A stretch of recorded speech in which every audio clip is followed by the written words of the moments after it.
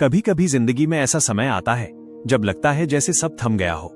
मेहनत भी है, सपने भी हैं, लेकिन मंजिल कहीं दूर छिपी खड़ी हंस रही हो।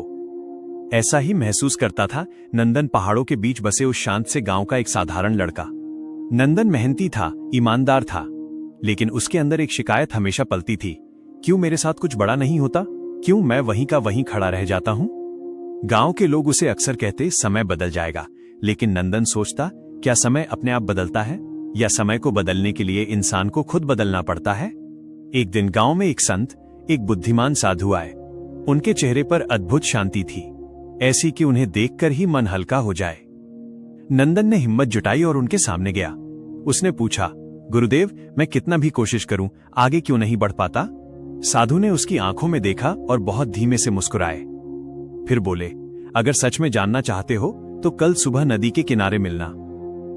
अगली सुबह सूरज की पहली किरणें पहाड़ों की चोटियों को छू रही थीं और नंदन जल्दी जल्दी नदी किनारे पहुंच गया। उसने देखा, साधु वहां पहले से मौजूद थे।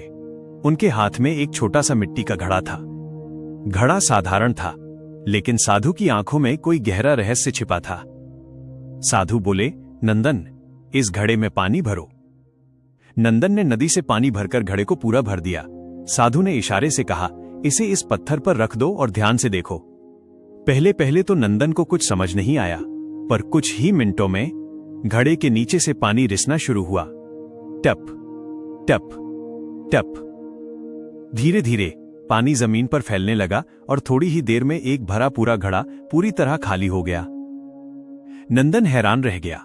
उसने साधु की तरफ देखा और कहा, गुरुदेव, ये घड़ा तो भरा था, ये ऐसे कैसे खाली हो गया।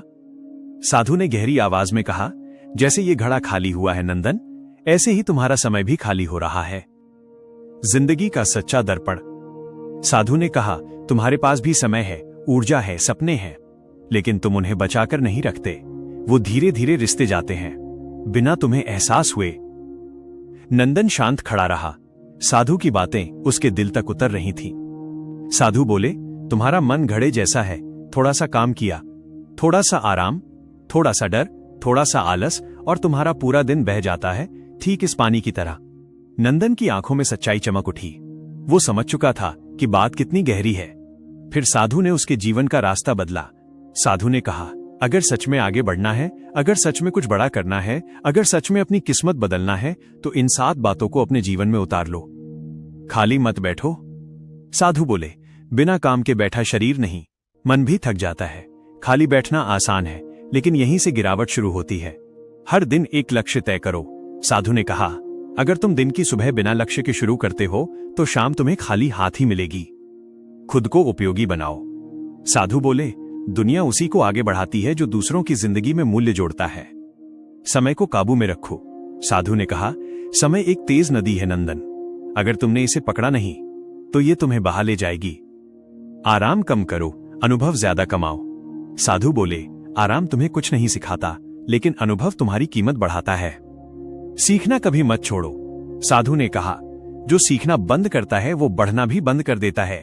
हर सुबह खुद से पूछो, आज मैं क्या बेहतर कर सकता हूं। साधु बोले, जिसे इस सवाल का जवाब मिल गया नंदन, उसे जीवन में हर जवाब मिल सकता है। इन 7 बातों ने नंदन के भीतर एक गहरी आग जगा दी।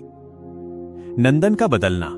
उसने साधु का घड़ा हाथ में लिया और साधु की वो बात उसके कानों में गूंजती रही, इस घड़े जैसा मत बनो नंदन, खाली मत रहो, खुद को हर दिन भरते रहो।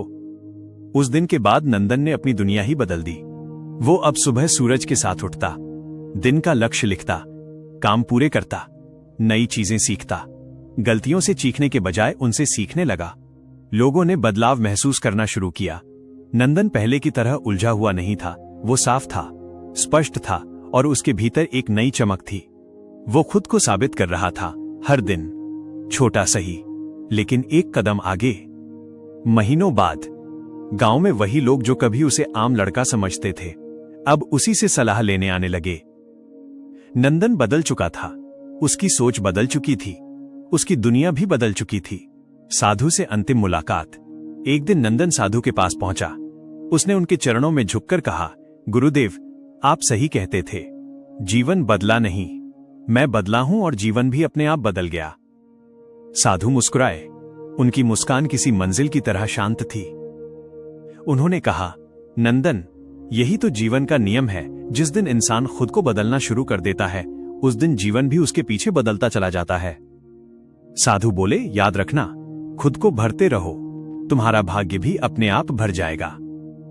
और अंत में, अगर तुम्हें भी लगता है कि कुछ बदलना है, कुछ हासिल करना है, कुछ बनना है, तो याद रखो, वक्त किसी का इंतजार नहीं करता। आज उठो, आज शुरू करो, आज पहला कदम रखो, क्योंकि घड़ा खाली हो रहा है और ये घड़ी, ये पल, ये सांस किसी के लिए रुकती नहीं। खुद को भरते रहो, कौशल से,